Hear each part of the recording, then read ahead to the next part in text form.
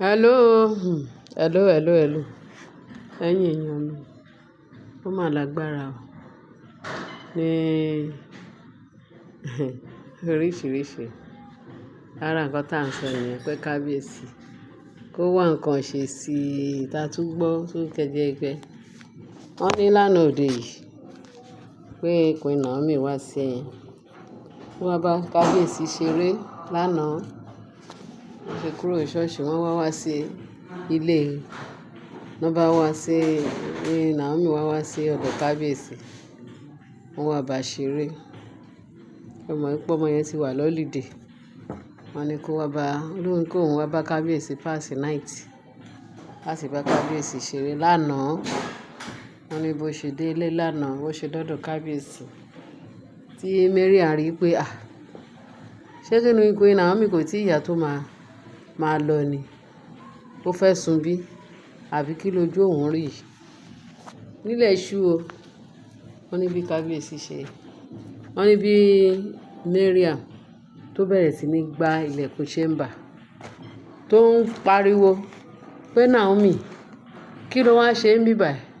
Husband snatcher. Kí ló wá ṣe ń bí? Kò tí ìyá tó máa lọ, ó gbọdọ̀ sun bí lèní. Ó gbọdọ̀ sun bí lèní kí ẹ máa wo àwọn àgbà ìyà. Àwọn tó in fact, I don't know. Nǹkan tá a rí gbọ́ ni o. Ìṣe pé bóyá aṣọ wọn náà sọ wípé wọ́n rí abẹ́rẹ́ sí ní gbálẹ̀kùn ló ń gbálẹ̀kùn. Wọ́n ní bí kábíyèsí, lórí kábíyèsí wá tan náà lẹ pé kí leléyìí? Ṣé Naomi wá máa lọ lé? Pé bíbá yóò ṣe lé Naomi husband snatcher. Wọ́n ti ní kó má wá síbí mọ́. Naomi ti jìyà o.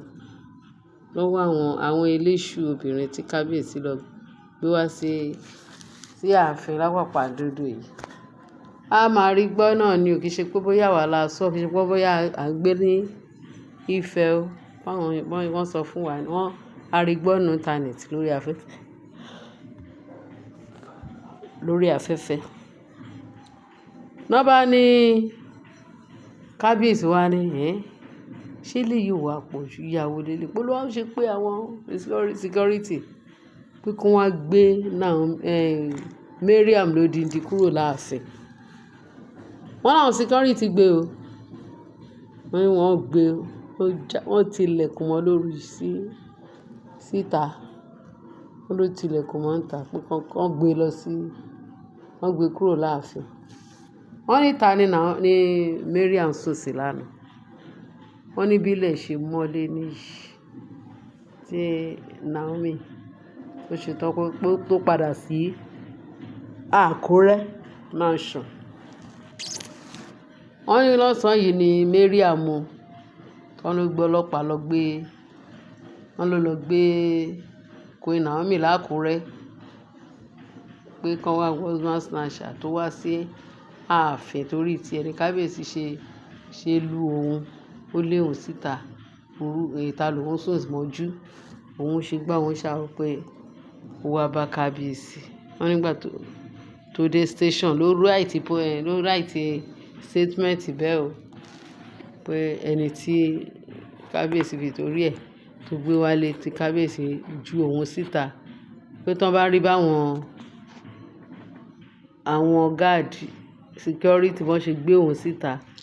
Pé ìta lòun sùn mọ́jú o.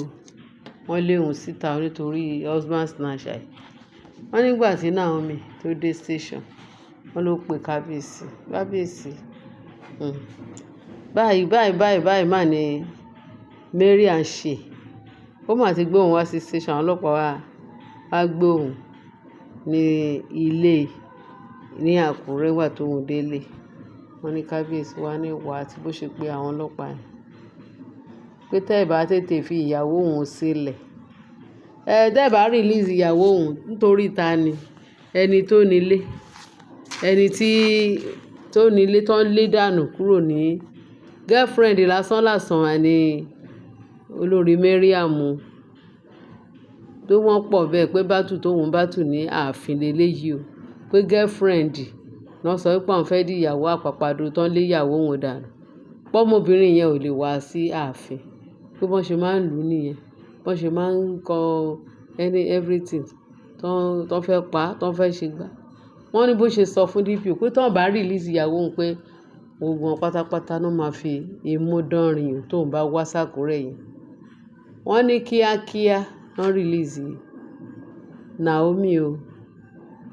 Kíákíá náà release Naomi tó ní kí Naomi máa lọ tí àwọn ọlọ́pàá bẹ̀rẹ̀ sí ní bẹ̀ Naomi o pé kó má bínú, ò kì í ṣe irú ẹ̀ náà àwọn ọlọ́pàá ń wá, ò kì í ṣe irú ẹ̀ pé wọ́n sọ́rí bọ́n ṣe mú Naomi. Wọ́n bá sọ pé kí kábíyèsí wá sọ pé kán jẹ́ kí Mariam kó dúró sí kán ti Mariam mọ́lé dáadáa.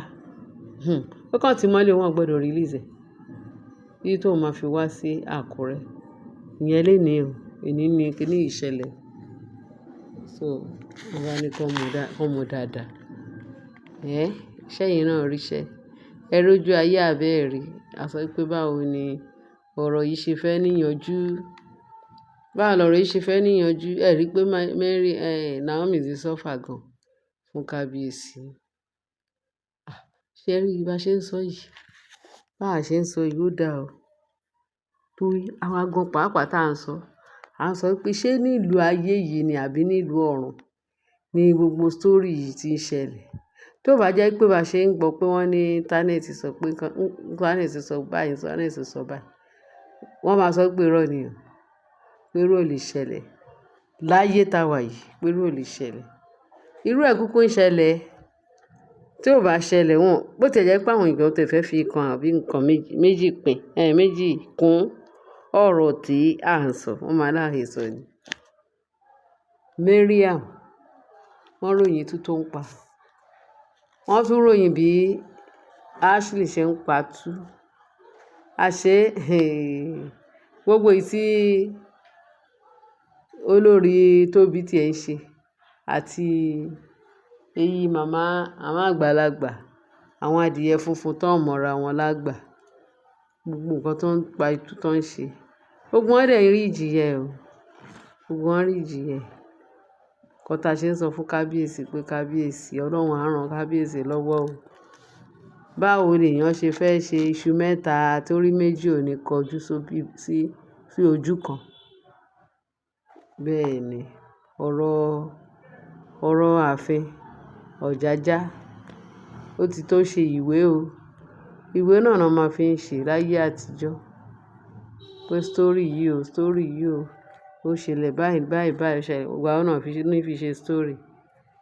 Ní nǹkan tí Mariam àti Ashley àti olórí Rónkẹ́ àti gbogbo wọn bẹ́ẹ̀ bẹ́ẹ̀ lọ.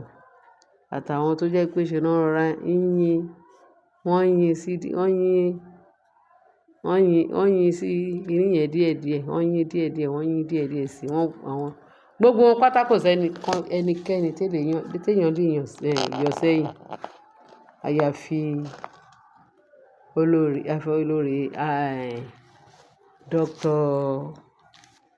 Dr. Elizabeth. Ìyẹn nìkan ní gbogbo wọn sọ wọ́n ní Elizabeth ó yán kànkàn. Elizabeth ó yán kànkàn. Ẹ̀yin èèyàn wa, nǹkan bẹ́ẹ̀ o. Details la ní ká wá fún yín o. Kẹ́ tún mọ bó ṣe ń lọ. Wọ́n ní ṣe ni olórí Mariam ló ń parọ́. Nǹkan tó lọ pa fún wọn nìyẹn, tó lọ fọlọ́pàá mú pé wọ́n lé òun síta nítorí Queen Naomi. Wọ́n dẹ̀ mọ̀ pé òun gangan ni ẹni tó lé ìyàwó kábíyèsí síta tó lóun fẹ́ gba ilé onílé, tó gba ilé onílé. Wọ́n nígbà kábíyèsí sọ, tẹ́ ẹ bá fi ìyàwó òun lẹ̀, gbàdúgbàdú máa gbowó àgbàdo. Òun bọ̀ ní Àkúrẹ́ kó wá ṣàlàyé nǹkan táwọn àwọn kinní burúkú yẹn ṣe. Ẹ rí i pé wọ́n ti tẹ́ wọ́n tẹ́ pátápátá. Kò sẹ́ni tí kábíyèsí ń súnmọ́ nínú wọn. Kò sẹ́ni tí kábíyèsí dẹ̀ ń gbé lọ sóde. Gbogbo nǹkan tó jọ mọ́ ọkọ àti ìyàwó, ilé kábíyèsí tiẹ̀ ti dàrú nípa àwọn obìnrin yẹn. Ẹni tó mọ̀ gẹ́gẹ́ bí ìyàwó òun tó ń sáré ẹ̀ka láti jẹ́ kó padà wá kọ́kàn kábíyèsí lè balẹ̀, òun ni Naomi o. Ẹ̀yin èèyàn wa, ẹ ṣe bẹ́ẹ̀ ṣe ń tẹ́tí sí wa. Mo ṣe ní ká tún fún yín ní details nǹkan tó tún ń ṣẹlẹ̀. Níbo ni irú ẹ̀ ti ń wáyé? Who does that? Níbo náà ti ń ṣe irú ẹ̀ láyé? Ẹ bá mi share jàre ẹ̀yin èèyàn mi pàtàkì. èèyàn mi tó sẹ́lẹ̀ńkẹ́ àwọn tèmi tí kankan ò ní ṣe, táyé wọn máa dára títí láéláé. Ẹ bá mi fi ìtókù sí comment section, kí ẹ dẹ̀ bá mi share, kí ẹ bá mi like, kí ẹ dẹ̀ bá mi subscribe. Ẹ ṣé o, àbọ̀ Ọlọ́run adájú lórí wa o. Àwọn ọmọ wo ò ní dáràn, wọn ò ní ṣìyàn. Lórúkọ Jésù Kristi Olúwa wa. Àmín.